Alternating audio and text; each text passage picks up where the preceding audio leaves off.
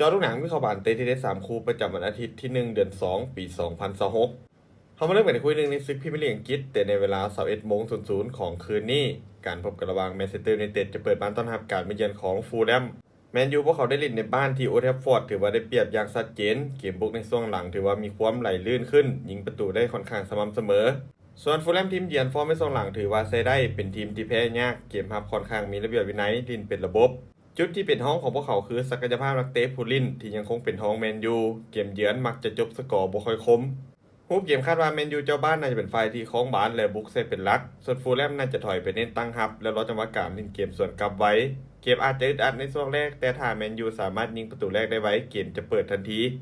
การคาดการณ์สกอร์ที่น่าจะเกิดขึ้นแมนยูจะเปิดบ้านเสือลักษณะฟูลแลมไปด้วยสกอร์2-1มานตอนคู่ที่2เตะในเวลา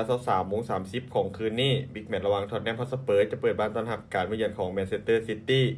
สเปอร์พวกเขาเล่นในบ้านมักจะสู้กับทีมใหญ่ได้ดีเป็นพิเศษเกมบุกมีความไวและดุดันฟอร์มไม่ช่วงหลังยังมีแกงเล็กน้อยชนะแพ้สลับกันจุดอ่อนของพวกเขาคือแนวรับที่เวลาดันสูงหลายถ้าถึกตัดบานกลางสนามอาจมีเสียวและเห็นให้เสียประตูได้ส่วนซิตี้ทีมเยือนพวกเขามีคุณภาพทีมที่เหนือกว่าอย่างชัดเจนไม่ว่าจะเป็นตัวจริงและตัวสำรองโดยเฉพาะเกมบุกที่ยิงประตูได้ค่อนข้างสม่ำเสมอพวกเขาเป็นทีมที่เน้นการคล้องบาลให้เหนียวแน่นและคุมจังหวะเกมค่อนข้างเก่งการมาเยือนสเปอร์บ่เป็นงานที่ง่ายของพวกเขาถ้าถึกลิ้นเกมสวนกลับไปไว้ด้วยหลังที่ดันสูงมีโอกาสที่จะเสียประตูได้เช่นกันคุมเกมคาดว่าซิตี้จะเป็นฝ่ายที่คล้องบาลและบุกใส่เป็นหลักส่วนสเปอร์น่าจะลดจังหวะการเล่นเกมสวนกลับไว้ลิ้นเอาความไวเข้าสู้เกมมีโอกาสที่จะเปิดค่อนข้างสูงและยิงประตูจากทั้ง2ฝ่ายการคาดการณ์สกอร์ที่น่าจะเกิดขึ้นแมนเชสเตอร์ซิตี้จะบุกเหมาชนะท็อตแนมฮอตสเปอร์ไปด้วยสกอร์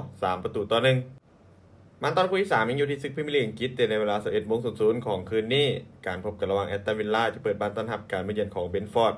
แอสตันวิลล่าเจ้าบ้านฟอร์มในช่วงหลังถือว่าดูดีหลายโดยสามารถเก็บชัยชนะได้4จาก5นัดหลังสุดมีความมั่นใจมาเต็มที่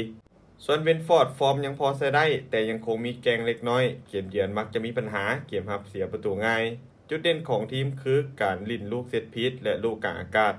รูปเกมคาดว่าวิลล่าเจ้าบ้านน่าจะเป็นฝ่ายที่คล้องบาสและบุกเข้าใส่เป็นหลักส่วนเบนฟอร์ดน่าจะเน้นตั้งรับและรอจังหวะการเล่นเกมสวนกลับตามสไตล์ของพวกเขาถ้าหากวิลล่าพวกเขาเป็นฝ่ายที่ยิงประตูแรกได้ก่อนเกมจะเข้าทางพวกเขาทันที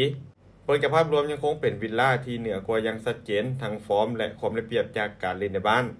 การคาดการณ์สกอร์ที่น่าจะเกิดขึ้นแอสตันวิลล่าจะเปิดบ้านเสือลักษณะเบนฟอร์ดไปด้วยสกอร์